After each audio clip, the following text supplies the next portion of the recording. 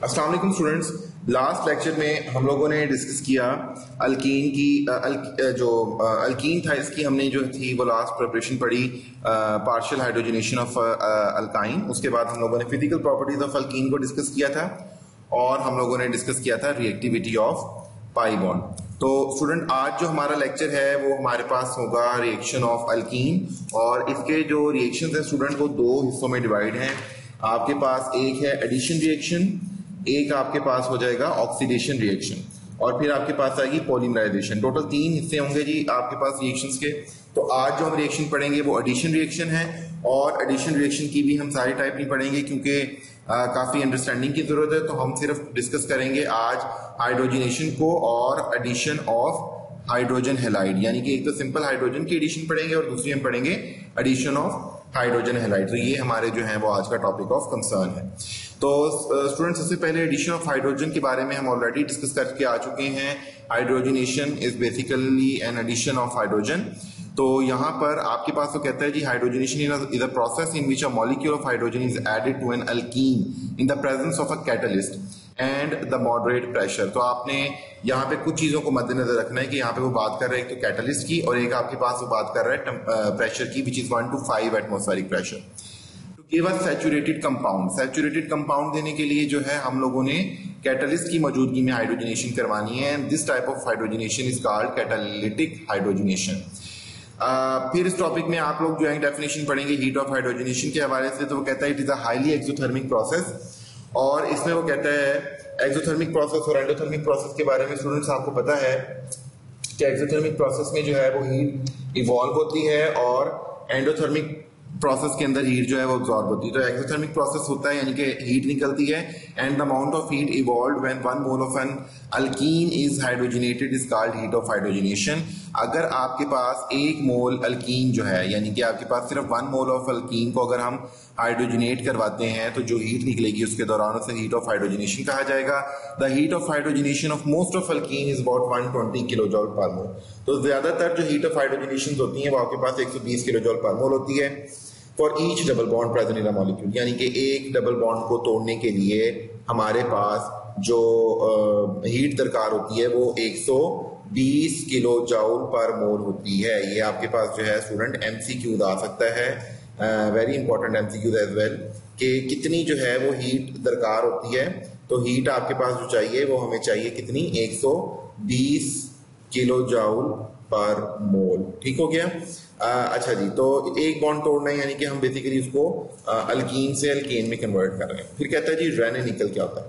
रेनी nickel जो है it is prepared by treating a nickel aluminium alloy with a caustic soda.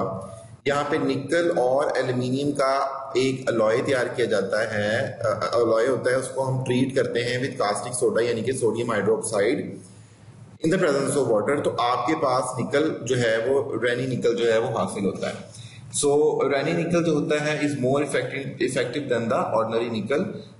ये कहता है due to the presence of the pores on the surface area of the catalytic activity increase, that's why Raney nickel is more effective. यानी कि जो निकल होता है इसकी सरफेस के ऊपर जो है पोर्स ज्यादा बन जाते हैं जब इसको हम निकल एल्यूमिनियम को ट्रीट करते हैं कास्टिक सोडा के साथ, इस वजह से ये ज्यादा इफेक्टिव हो जाता है।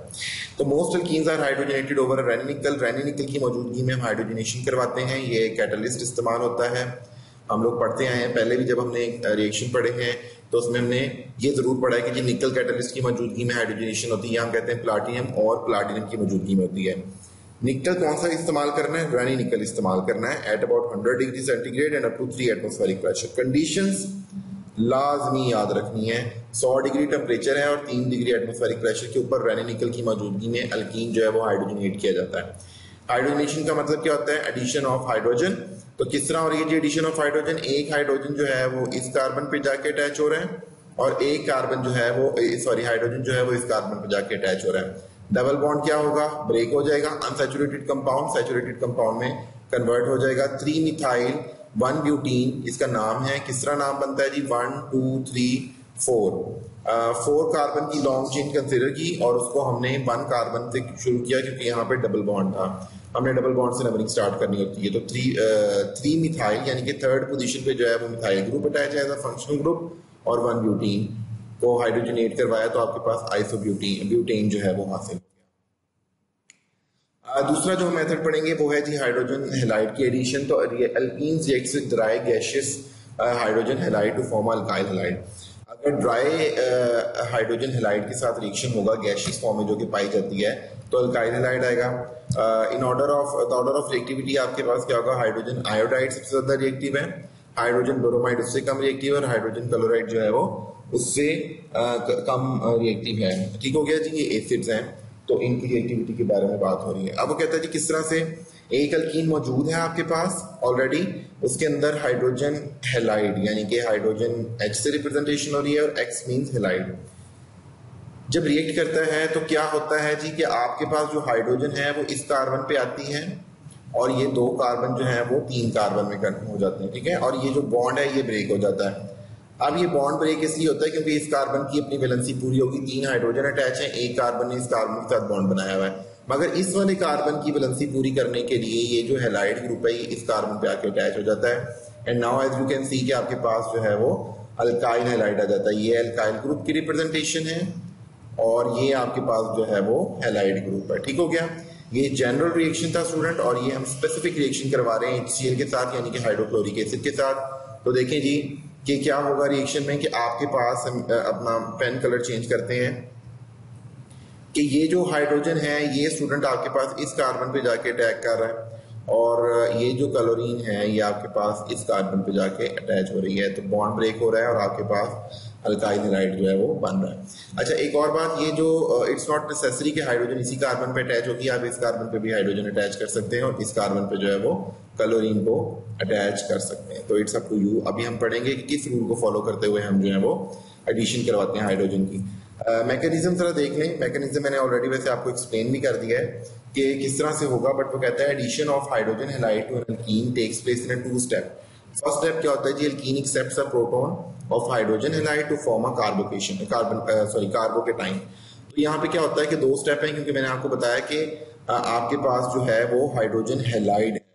हाइड्रोजन हैलाइड में पहले हाइड्रोजन जो है वो यानी कि जो अल्कीन है, हाइड्रोजन को बेसिकली हम प्रोटॉन भी कहते हैं। क्यों कहते हैं? क्योंकि हाइड्रोजन के पास एक प्रोटॉन होता है, उसके पास न्यूट्रॉन नहीं होता। अगर इसमें से एक इलेक्ट्रॉन निकाल दिया जाए तो ये प्रोटॉन बन जाता है। तो वो कहता है अल्कीन जो है ये प्रोटॉन एक्सेप्ट करता है और पहला स्टेप में ये होता है। अब क्या हो रहा है कि आपके पास ये हाइड्रोजन ने, और एक बात याद रखें कि जो एरो का साइन होता है वो हमेशा नेगेटिव से पॉजिटिव की तरफ होता है। ठीक है, ये बहुत एक की पॉइंट है क्योंकि जब मैकेनिज्म आता है तो नंबर कटते हैं जी एरो की मिस्टेक की वजह से। तो यहाँ पे समझो कि ये कार्बन इस प्रोटॉन को एक्सेप्ट कर रहा है तो इस कार्बन पे से एरो जो है वो इस जानिब होगा। ठीक है, और आप देख सकते हैं कि यहाँ पर क्या होता है कि जब ये एरो यहाँ पे जाता है यानी कि प्रोटॉन जाता है, बॉन्ड ब्रेक हो रहा है। अब चूंकि इसने एक प्रोटॉन एक्सेप्ट किया है तो इस पे पॉजिटिव चार्ज आ जाएगा। इसने बॉन्ड जो अपना ब्रेक किया है तो बॉन्ड ब्रेक करके इस पे पॉजिटिव चार्ज आ गया है और हाइड्रोजन आइन जो है वो अटैच हो गया, इस पे पॉजिटिव चार्ज आ गया आपके पास। ठीक हो गया, और ये जो हैलाइड था ये आपके पास केटाइन एनाइन की सूरत में जो है वो साथ पड़ा है, उसको हम कार्बोकेटाइन बोलते हैं क्योंकि यहाँ पे पॉजिटिव चार्ज आपके पास आ जाता है।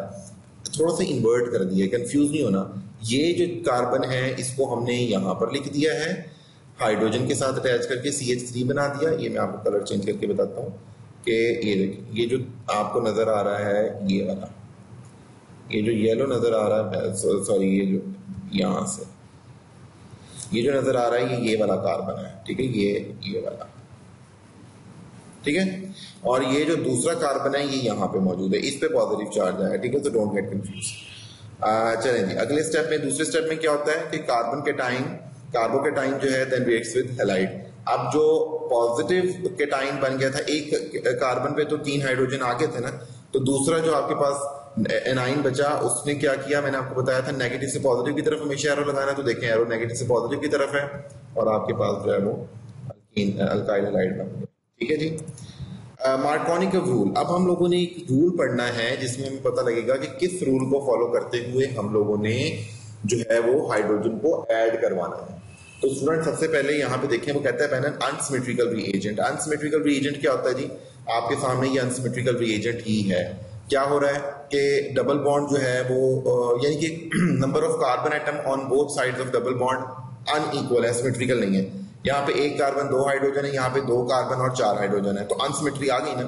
सिमेट्रिकल क्या होता है? एक जैसा। अगर यहाँ पे भी एक कार्बन 2 हाइड्रोजन, यहाँ पे भी एक कार्बन 2 हाइड्रोजन होते तो इथीन यानी कि एक बेस्ट एग्जांपल है सिमेट्रिकल हाइड्रोकार्बन की। ये प्रोपीन है, तो बेसिकली ये अनसिमेट्रिकल रिएजेंट है। Is added into unsymmetrical alkene, then the negative part of the unsymmetrical goes to that of the carbon of the double bond and which has least number of hydrogen atom। तो यहाँ पर अगर वो कहता है hydrogen bromide हम इसमें add कर रहे हैं, तो जो नेगेटिव पार्ट है और ये जो हाइड्रोजन है ये पॉजिटिव होता है, आपको पता है, तो वो कहता है नेगेटिव पार्ट जो होगा जो हम ऐड कर रहे हैं will go to that part जहां पे कार्बन के पास जो है वो लीस्ट नंबर ऑफ हाइड्रोजन है। तो दो बताता है जी, दो कंडीशन है। पहली कंडीशन में क्या होगा कि हम देखते हैं कि ये जो हाइड्रोजन है वो इस कार्बन के साथ रिएक्ट कर रहे हैं, ठीक है, और सॉरी ये जो ब्रोमीन है, सॉरी यहाँ से इसको आप इरेज करें।